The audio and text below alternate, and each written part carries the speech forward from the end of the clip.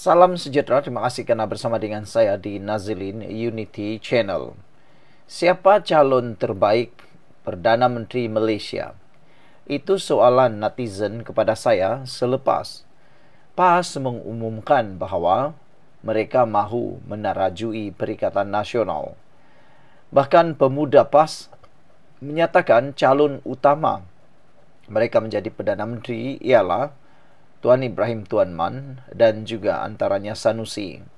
Dan sebentar tadi juga salah seorang pemimpin besar PAS sudah menyatakan bahawa mereka mempunyai beberapa orang calon jadi Perdana Menteri. Dia kata mereka mempunyai lebih daripada 2-3 lori yang lebih baik daripada Anwar Ibrahim. Kalau sekadar Anwar katanya lebih ramai. Jadi persoalan sekarang siapa yang akan menjadi Perdana Menteri? Sebenarnya, menurut beberapa orang rakan sebagai pengulas politik dan juga seorang pengikut politik, mereka menyatakan bahawa PAS sebenarnya tidak punya calon Perdana Menteri pun. Mereka hanya berani cakap, tapi tidak berani mengisytiharkan. Karena mereka tahu, kalau mereka isytihar, mereka akan kalah dalam pilihan raya. Kalau tidak percaya, cuba mereka senaraikan satu yang benar-benar menjadi Perdana Menteri mereka. Pemuda PAS kata, Tuan Ibrahim Tuan Man. Itulah yang mereka kata akan jadi Perdana Menteri. Tapi ramai netizen kata, kalau Tuan Ibrahim Tuan Man jadi Perdana Menteri, mereka kata, aura pun tiada, nak bercakap kepada dunia pun tidak tahulah macam mana. Macam mana nak mau dapatkan pelaburan kalau nak bercakap dengan duta, nak bercakap dengan negara luar pun tiada credibility. Saya pun hairan macam mana beliau, pemimpin PAS itu menyatakan mereka ada 2-3 lori lebih baik daripada Anwar Ibrahim. Padahal, jika dilihat Anwar Ibrahim diangkat sebagai pemimpin utama dunia sekarang, yang daripada kerajaan Islam yang antara top 10 di seluruh dunia. Dalam kepimpinan PAS, siapa agak-agaknya yang pernah diangkat, diberi anugerah jadi top 10 sebagai pemimpin terkenal besar di dunia? Adakah? Tolong sebutkan. Kalau ada, maknanya apa yang dikatakan oleh Jasin itu adalah Hashim itu ialah satu perkara benar. Kalau tidak, itu temberang yang tiada munasabahnya. Sebelum kita teruskan ulasan ini, jangan lupa tinggalkan komen anda dan saya kongsikan dulu kepada anda semua. Ini terapi imun Transofector for Life, terapi imun yang meningkatkan daya imun badan kita sehingga 400%. Secara umum dan ringkasnya, apabila imun badan kita lemah, apabila imun badan kita bodoh, apabila imun badan kita tidak seimbang, kita kena penyakit dan tidak sembuh-sembuh daripada semua jenis penyakit. Tetapi apabila terapi imun ini mengajar, mendidik dan menguatkan imun badan kita serta menyeimbangkan sistem imun badan kita, kita jadi sembuh, kita jadi sehat. Lalu penyakit yang ada dalam tubuh badan kita dihapuskan oleh imun badan kita. Imun badan yang kuat dapat menghapuskan semua jenis penyakit. Imun badan yang seimbang dapat menghapuskan akar penyakit yang ada dalam tubuh badan kita. Cepat dapatkan produk yang hebat ini melalui nombor telefon saya yang tertera. Produk ini lulus KKM, diperakui oleh doktor-doktor di seluruh dunia dan paling penting halal. Produk ini merupakan penemuan paling bersejarah dalam dunia kedokteran abad ini. Terapi imun ini adalah terapi imun yang paling dinanti-nantikan oleh seluruh dunia. Saudara, kalau anda sudah berdoa bertahun-tahun untuk masalah kesehatan anda, mungkin ini jawapan yang Tuhan hantar untuk masalah itu. Jawapan kepada masalah doa anda. Saudara-saudara sekalian, ramai netizen menyatakan bahawa sehingga kini belum ada yang dapat menandingi kehebatan Anwar Ibrahim. Beberapa hari yang lepas, Anwar telah pun diberikan anugerah sebagai pemimpin keuangan dunia Islam yang sohor. Di Malaysia baru 2 orang yang dapat, yaitu Tun Abdullah Ahmad Badawi dan baru yang kedua Anwar Ibrahim. PAS ada dapat? Tiada. Perikatan Nasional ada dapat? Tiada. Tapi mereka kata mereka yang terhebat. Entahlah apa yang hebatnya. Kata netizen, lihat saja di Kelantan. SG4 lah paling senang, kata mereka. SG4 mula-mulanya baru diperkenalkan, saya ingat, wah hebatnya, boleh mengatasi kekuatan kekuatan negeri-negeri lain. Tetapi rupa-rupanya selepas 4 negeri ini bergabung, SG4 melalui SG4 dan penasihatnya pula adalah Tun Mahathir, sampai sekarang ianya macam batuk atas tangga, tiada hasil, tiada apa-apa hasil. Dan di sini boleh kita tengok sejauh mana kehebatan pemimpin-pemimpin PAS yang dianggap itu lebih hebat daripada Anwar Ibrahim. Dia kata berlori-lori ada dalam PAS. Entahlah siapakah pemimpin yang berlori-lori itu. Pertama sekali nak tengok dulu cara dia berucap. Berucap di hadapan delegasi dunia, berucap di hadapan pemimpin-pemimpin besar dunia seperti Amerika, Jerman, Rusia, China, Jepun, Itali, Spanyol, Prancis. Kita nak tengok sejauh mana dia boleh berucap di hadapan pemimpin-pemimpin besar dunia. Jangan hanya berucap di hadapan penyokong saja. Jangan hanya berucap di hadapan para pemimpin-pemimpin PAS saja. Kita nak tengok sejauh mana dia boleh berucap di hadapan negara-negara besar. Contohnya, Tuan Ibrahim Tuan Man. Kita sudah tengok gaya dia berucap, cara dia berucap. Entahlah, kalaulah aku ni seorang pelabur, mungkin silap sikit, aku tak nak melabur kalau aku dengar cara dia bercakap. Tapi gaya Anwar Ibrahim memang luar biasa.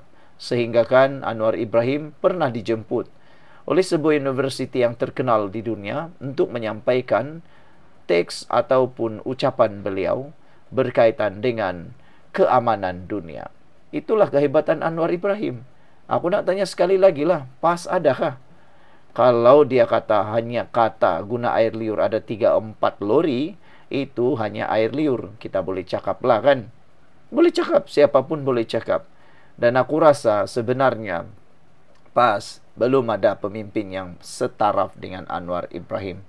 Mereka hanya boleh mengejek, mereka hanya boleh mengecam, mereka hanya boleh menggantikan Anwar kalau mereka mampu mengubah taraf hidup dan taraf kekayaan negeri-negeri SG4 seperti Perlis, Kelantan, Terengganu dan Kedah.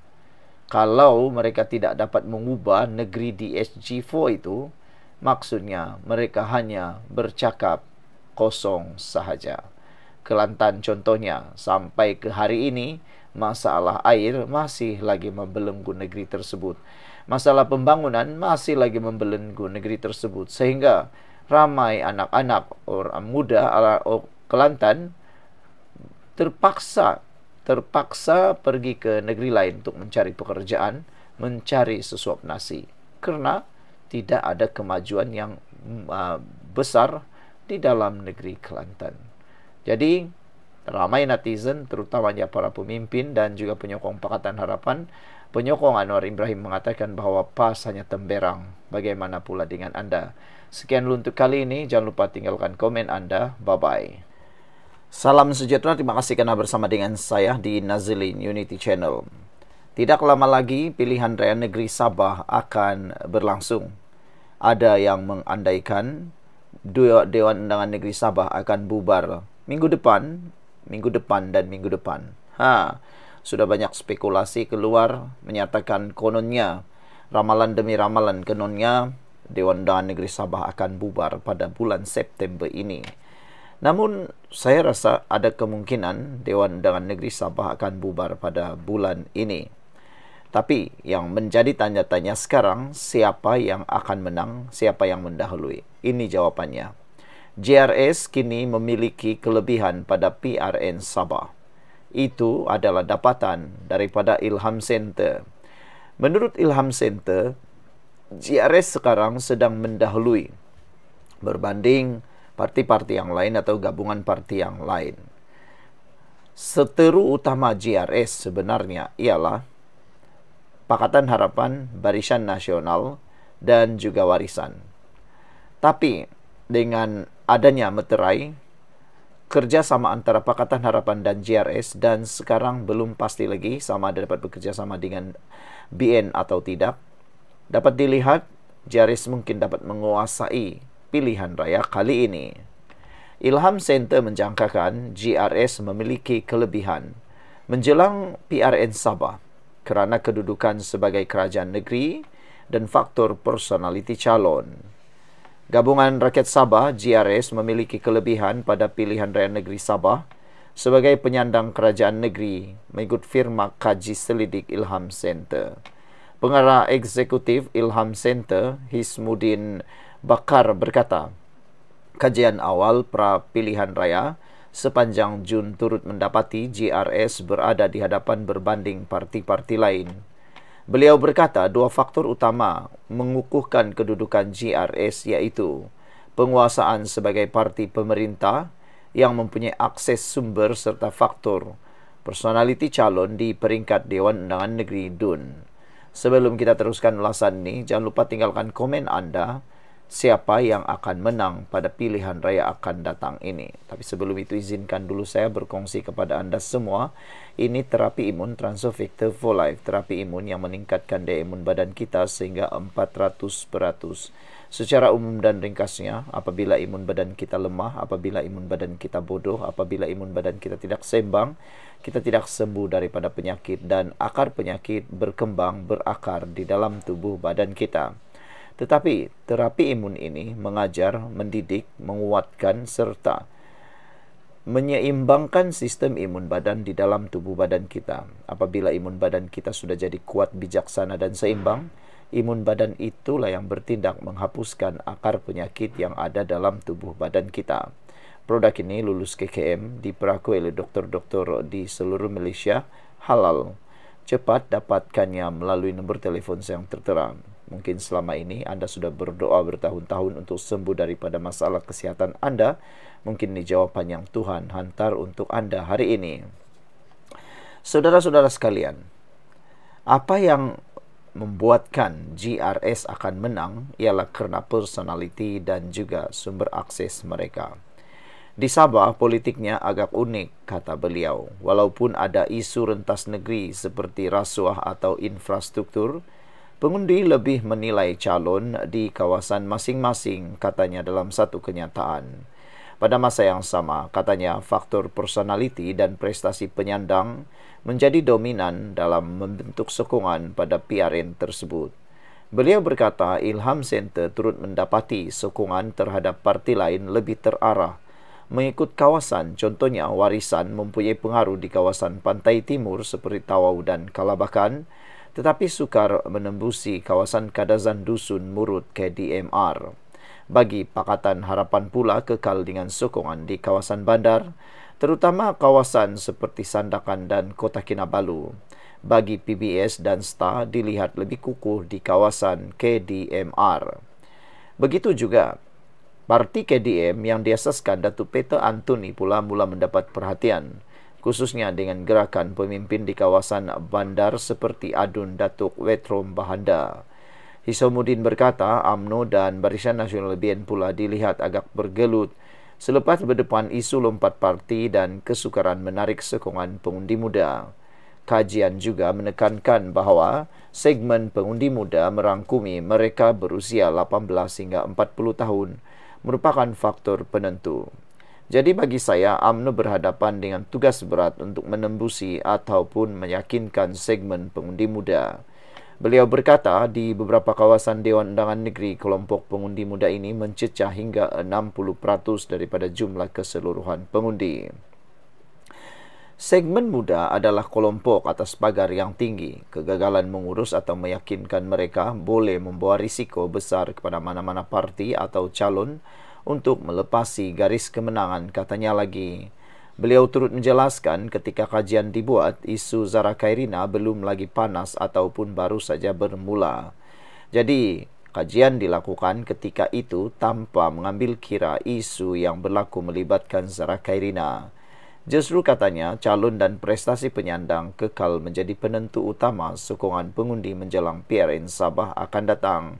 Mengikut rumusan yang dibuat, GRS masih mendahului parti-parti lain kerana kelebihan sebagai penyandang, akses sumber dan juga jentera kerajaan, katanya. Sebelum kita berpisah, apa pula pendapat anda semua? Sekian dulu untuk kali ini, jumpa lagi, bye-bye.